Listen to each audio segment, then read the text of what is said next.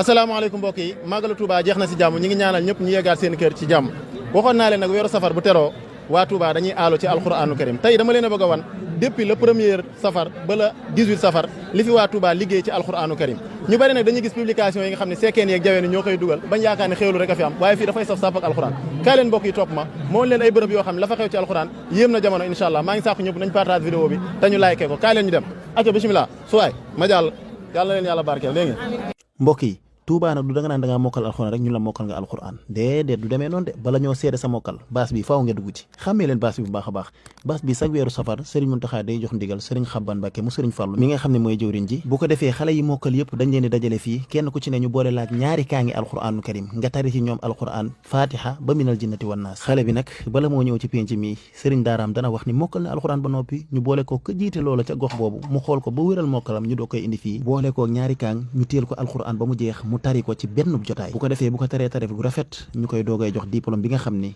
xalifa généralu murit moo koy signé mu nekk diplôme boo xam ni képp kuñ ko jox rek kenn du sikki sàkk sag mokkal alquran lii nag sag weeru safar dañ koy amal ay xale yu góor dañ fiy tari ak ay xale yu jigéen ñu tuuti sax ñoo fiy mokkal alquranu karim ren rek li fi tari mat nañ 400 donga maanaam 400 donga subhaanallah maa ngi ñaan yàlla sama boroom ak barkeb alquran ji képp gis sama vidéo bi mu partagé ko yàlla na ko yàlla may doom ju muy sagoo ci diine te mu mokkal lool alquran bul fàtte tamit kaamilu alquran bi nga xam ne ci benn bis ci benn jotaay lañ koy bind ba mu yegg maas ko defar ko ba mu jekk loolu tamit ci weeru safar bi lay am nee naa la gars yi dañuy àllu weeru safar seet mbokk yi da ngeen yaakaar ne foofu laa yem ak yéen pareegu ma de kaay leen rek yéen day ngeen joomu ci alxuraan topp leen ma kaay leen dem ñëw leen rek yéen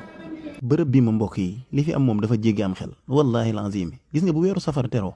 goxi Tuubaa yi gox bu nekk day rassembler dongaam yi mu am yëpp indi leen ci baas bi lenn dong nag lañ fiy def toog di jàng téere yàlla bi bu ñuy jàngee ba noppi ñeneen ñëw jàngaat mbokk mi déglu ma bu baax a baax a baax ma wax la ñaata kaamilu alxuraan lañ fi jàng ndax damay ba ngeen naan dégguma ko subhaanallah